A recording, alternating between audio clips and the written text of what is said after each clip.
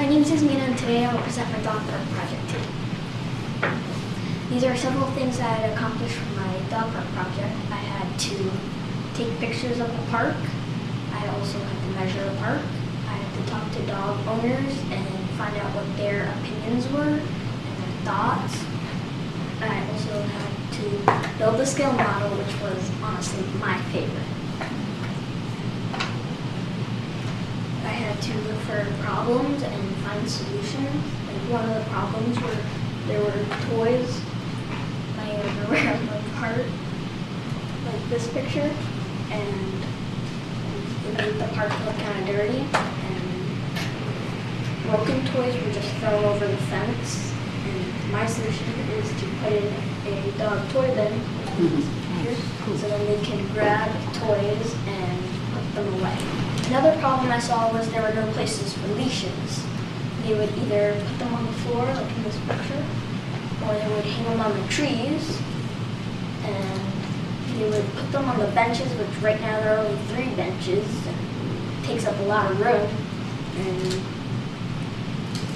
my solution would be to put a leash pole in, kind of like this one, except with more hooks, so then they can hang their leashes and their things. Another problem I saw where there are many thirsty dogs, like this thirsty puppy. Nearly all of the dogs at the park always want to play, and they often get very thirsty.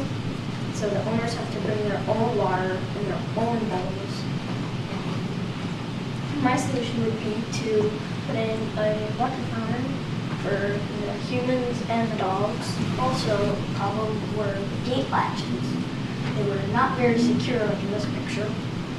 You can just barely push them and they open right up. And it's not safe for dogs. And in fact, when I was at the park, I saw some dogs tumbling and playing, and they hit the fence and it just opened right up. Luckily, the second fence didn't open, but that's not really safe for dogs. So my solution would be either to replace the gate latches or just put an entire new gate. When I started my project, I originally had a solution idea, which was to section off the dog park for only big dogs and small dogs. So I thought that would prevent dog fights. And after changing my idea from surveys, not everybody agreed. Only 40% of people agreed that they should have a section off park. I changed the idea, like here, there would only be a little section off park, but they would still have things to do and play with, so they're not bored. But it's just an option. I also add in some fun stuff like tunnels, ramps, tires, hoops, and more. And I think they would like the tunnels, the ramps, and the hoops the most. It would help keep them from getting bored, and they wouldn't dig any more holes. Probably wouldn't, as you guys know, it was just replaced, and we probably don't have to replace it again because they'll be having fun. There probably won't be any more dog fights because they're having fun. And when I was at the park, most of the owners wanted to interact with their dog, like throwing the ball or trying to get them to run with them. So I would have fun challenging stuff for them to do at the park together. More stuff I'd have at the park would be benches. There's only 3 right now, so I would have some kind of like these. Or on hot days, I would have them around the tree for shade. I would have in a community billboard so they can post advertising, events, or lost dogs, and more. This one. And I would add in light poles on timers so the dog can play a little longer because around 5, 6 o'clock it starts to get dark. So I would have it on timers so at like 8 or 9 o'clock they would shut off. We'd also put in trash cans, kind of like this one, because there are no trash cans at the park now. There are only poop stations. And because if you want to throw something away, you probably have to go to 7-Eleven or the other park just to throw something away. I would add in dog-inspired signs. There would be funny and cute signs that the owners can read to enjoy themselves at the park. It would be on the trees, kind of like this, and I would have 20 signs for all 20 trees inside the park. And some of them would be like, love is a 4-legged bird, or we love our dogs, wiggly butts and all, or my name is No No Bad Dog, what's yours? Some of my fundraising ideas would be a dog treat dispenser. So the money collected goes into maintaining the park.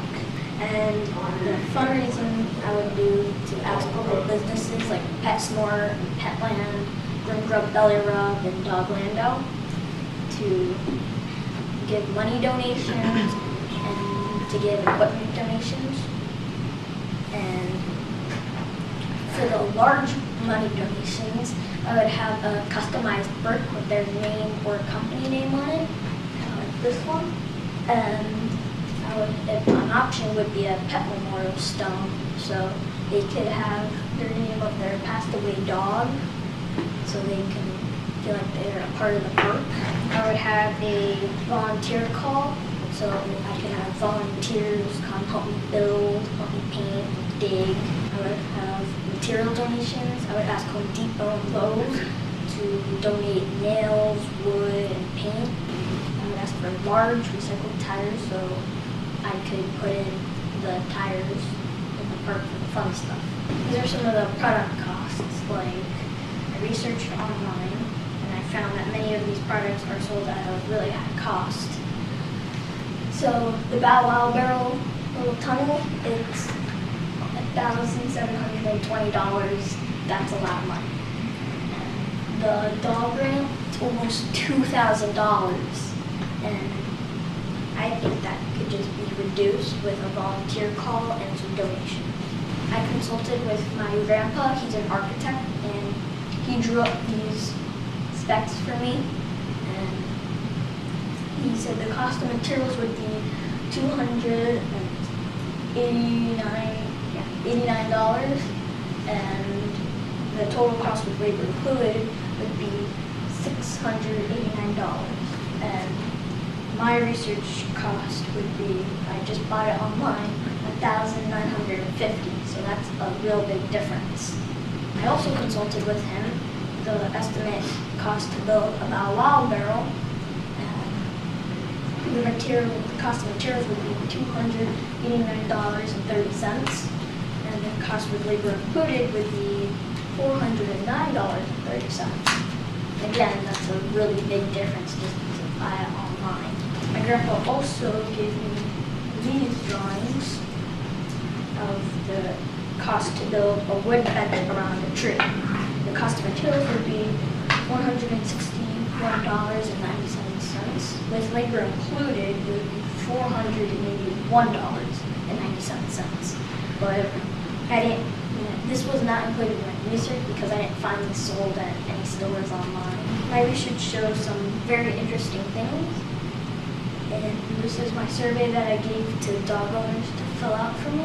Did you know that most dog owners at Avalon Dog Park are from Avalon and surrounding communities like Stony Brook, Avalon Lakes, and Waterford Chase?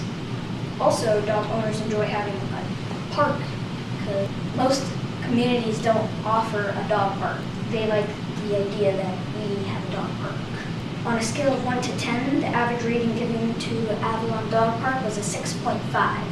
It also shows that 40% of small dog owners like the idea of separation between the big and small dogs.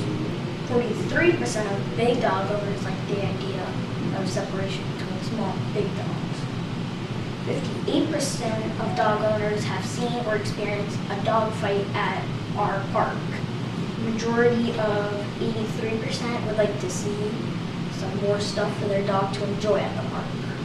It's funny because 100% of dog owners agree that their dogs get thirsty at the park.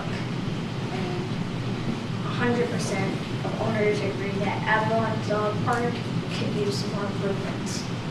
And 75% of owners agree that they would like to see a water fountain at their park. So that's all the research that I did, and this concludes my dog park presentation.